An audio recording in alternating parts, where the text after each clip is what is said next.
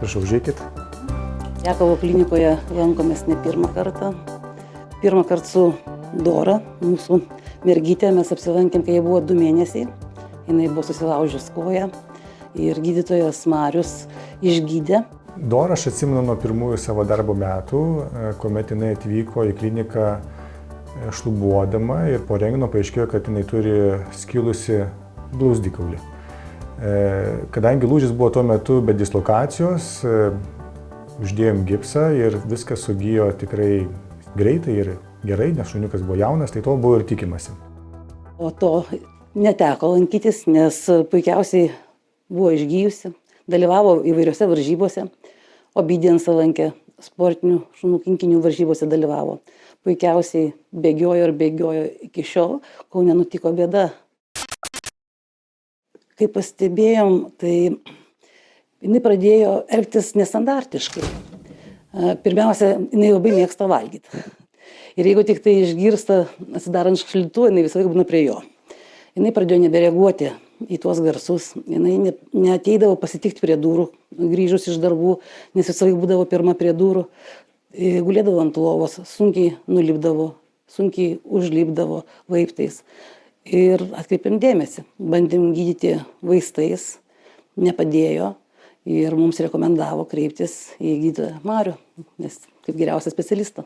Jinai buvo atsiųsta į mūsų kliniką tyrimams ir po tyrimų paaiškėjo, kokia yra diagnozė ir tuomet su šeimininkė mes turėjome pokalbį, nusprendžiant, ką toliau su Dora daryti. Jai buvo diagnozuotas onkologinis susirgimas. Jinai turėjo auglį stuburo kanale, kuris spaudė stuburo smegenis. Išeitis buvo keletas. Arba duoti vaistus ir simptomatiškai padėti, bet mes žinodami, kokia yra diagnozė, žinojame, kas mūsų laukia ateityje, tai yra būklės blogėjimas ir deja grėsintis paralyžius. Arba operuoti auglį, šalinti ir tokiu būdu bandyti jai padėti vėl turėti normalų gyvenimą. Ir šeimininkė pasitikėjo mumis ir noras padėti jai šuniukui ir mes žinojame, kad mes jai galime padėti, nes auglys iš nuotraukų netrodė plintantis į stuburo smegenis, tai potencialiai mes galėjome auglį pašalinti ir tikėtis gerų rezultatų.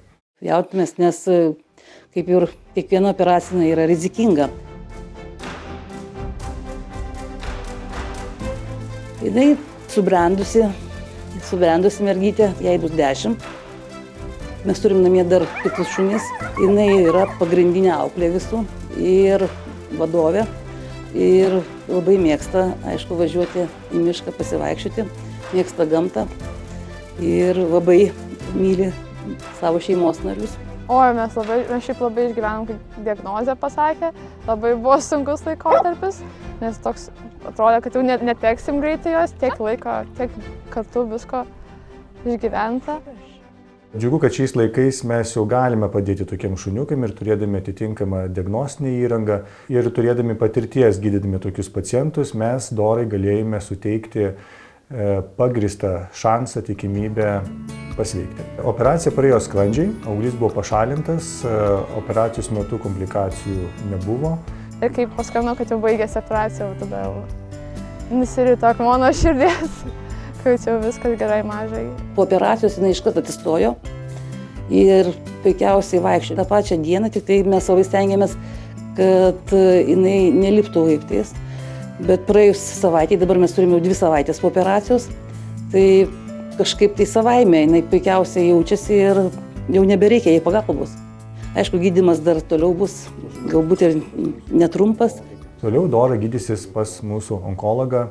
Nes mes žinome, kad onkologija nesibaigia tik su operacija, reikia ją gydyti ir toliau.